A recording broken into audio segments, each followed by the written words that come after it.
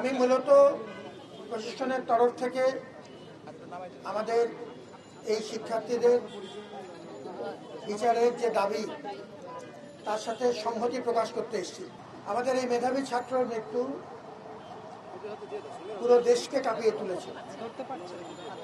আমরা কিছু তথ্য আপনাদের সামনে তুলে ধরতে চাই।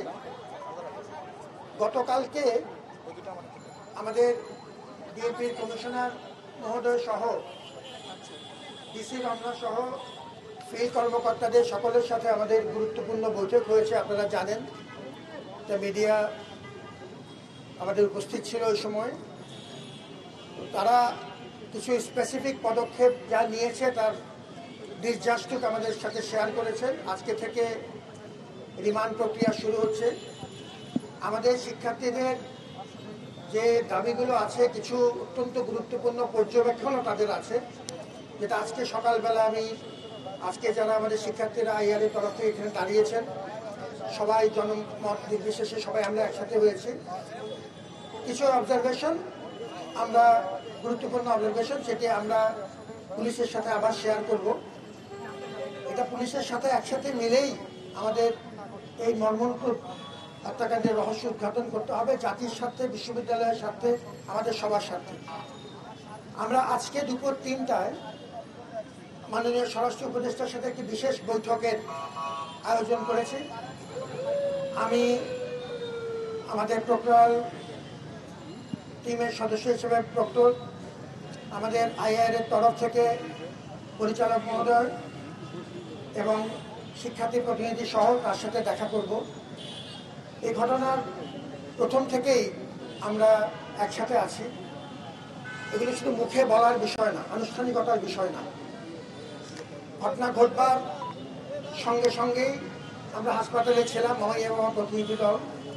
এর পরবর্তীতে পরিবারের সাথে আমাদের নিয়মিত যোগাযোগ আছে, আজকে সকালেও যোগাযোগ হয়েছে। আমরা চেষ্টা করছি পুলিশের সাথে সর্বোচ্চ সহযোগিতা করতে। পুলিশকে আমরা ইতিমধ্যেই আমাদের তরফ থেকে আমাদের যে তথ্য আছে এবং সিসিটিভি ক্যামেরা ফুটেজ আছে সেগুলো আমরা তাদেরকে সরবরাহ করেছি। পুলিশ ঘটনা ঘটার 2-3 ঘন্টার মধ্যে প্রাথমিক পদক্ষেপ হিসেবে অ্যারেস্টগুলো করেছে। গতকালকে তারা আপনি শুনেছেন যে কমিশনার মহোদয়গুলো আমাদেরকে উল্লেখ করেছেন। এখন রিমান্ড প্রক্রিয়া শুরু হবে আজকে থেকে, এবং আমরা অন্যান্য যে প্রক্রিয়াগুলো চালিয়ে নেওয়া দরকার, যে আমাদের তরফ থেকে একটি অভ্যন্তরীণ তদন্ত কমিটি তারা পুরোদস্তুর কাজ করে যাচ্ছে। প্রত্যক্ষদর্শীদের জবান প্রক্রিয়া শুরু হয়েছে। আজকেও 2 জনের জবানবন্দি নেওয়া হবে এবং সাক্ষ্য নেওয়া হবে।